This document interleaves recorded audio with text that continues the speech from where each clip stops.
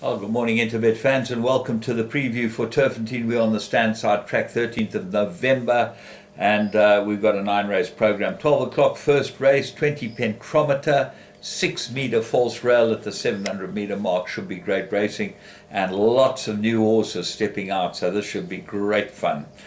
We kick off with the maiden juvenile plate, the first one of the season, and it's an 800-meter race, and wonderful to see them back. These 800-meter maiden juvenile plates that started going later and later in the year, and Paul Peter obviously holds the key. Fennec Fox, Karari number 7, is short in the betting, as is Kite Surfer from the Cornet Special number 2 with Ryan Munger aboard. Out of a lecture mare, should be able to go very quickly. But the way they canter down, greenness, and the way the betting goes will give you the best guide. Race 2, maiden plate, 1160, and one lazy guy gets a chance to get it right. He's been very close and had lots of chances, but he's got the good enough form to be able to win a race like this if there's no springers. Because remember, there's been 4 scratchings. The horse that interests me is number 18, Fire Lord. It was a reserve 2. Gavin Larena gets aboarded, which makes me think that Larena might have been booked for this horse and he was made a reserve runner.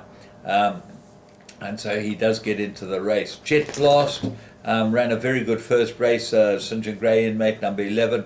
De Gavert gets a chance on it again.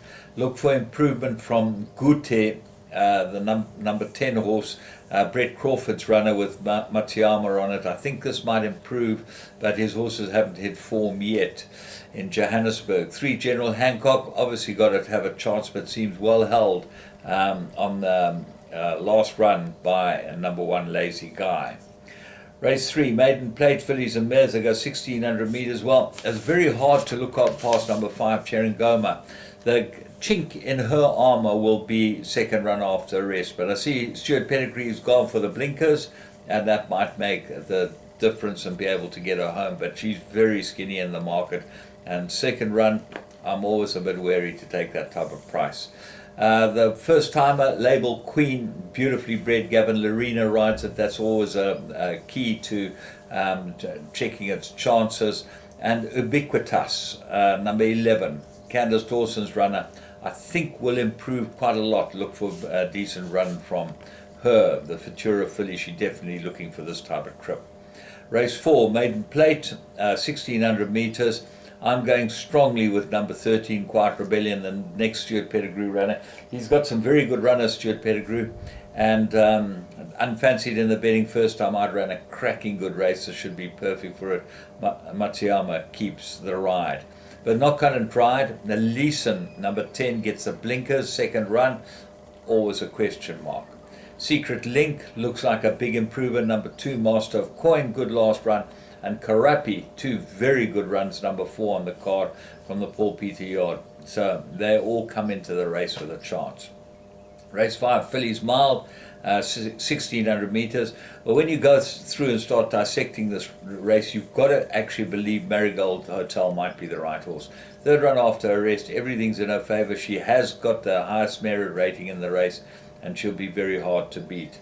I think Follow Me as a runner, Pettigrew's runner, he's put the blinkers on this one as well, so he's obviously got a blinkers brainwave today, and so 2 of his 3-year-old fillies get blinkers on, and De Gaveo gets to ride this one. Holds Cliffotus, which is the second favourite on form. Eternity Ring's your favourite, and she's won 2 very nice races, but they have been lower division races, and we'll see how good she is, but it is third run after arrest, and I've always liked her. The horse I think might cause an upset is Wisteria Avenue. A very, very nice filly. This 1-2 very well, and I expect her to go well. Race 6, Progress, 1600 meters.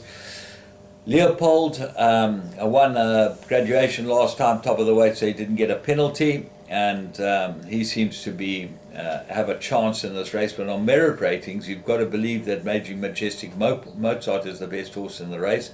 But he may need the run. He was meant to run the other day, and I think the race meeting was cancelled after the first race, so he may just need to run this horse, but he's come up here for the Summer Cup, and let's see what happens with him. Okay, let's have a look at the rest of them. Eagle Valley, question mark about this horse. This horse looked like he was very good early on. Last 2 runs are shocking. Evalo's Prince, always there or thereabouts, but well held on the merit rating. And then Lemon Delight, got 52 kilos on his back, got a merit rating of 97. So she's earned that merit rating, but this looks like a tough race to chuck her in at. And it will be interesting to see how she goes, especially after a rest and on the high felt. Another Stewart Pedigree runner. He holds the key today. He could have a very good day or a very bad day. Race 7, Graduation Fillies and Mares, 1600 meters. It's an interesting race. As it looks between 2 Laluvia and 4 Perfect Witness. Laluvia's second run looked like an improver ahead of the speed ratings. Perfect Witness third run looks like she'll go very well on that last run to Mike's Chick. Then Miss Elegance, third run as well for the Hudalakis outfit. Interesting that Craig Zaki is not riding her, and as he rode her last time, Miss Elegance. So we've got Muzieni riding it. So interesting to see how they all pan out. Maboneng obviously got credentials as well, but then the 5-year-old mare, Ferrari gets the blinkers for the first time. Now, I've always believed this filly definitely needs blinkers. Never had headgear. That might make the difference to a perfect course and distance for her, although she's well held on the Mike's Chick form with Perfect Witness. Race 8, Middle Stakes, 2,400 meters. I'm going with Travelling Wilbury here. The Lucky Hudalakis inmate with Gavin Lorena aboard. And I think it's absolutely cherry ripe and ready. Good race for it.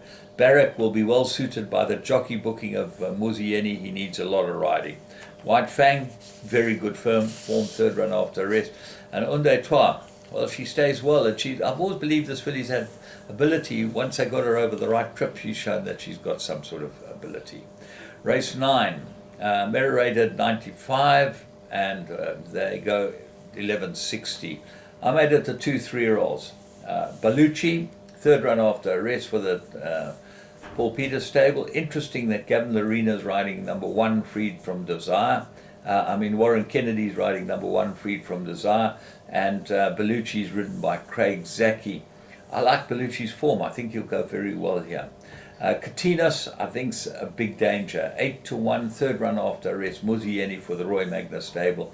Freed from Desire, obviously. Kuma, you've got to ignore his last run. And Quantum King all come into the race with a chance. So, very good day's racing. Lots of nice horses. And Interbet is the only place to bet. The money goes straight through the tote. And they get their commission. But all the money goes through the tote and helps pay the stakes. So remember, you've got to be an Interbet player to get the best odds on their exchange and put the money back through the tote on their tote. From me, James Goodman, have a great day's racing.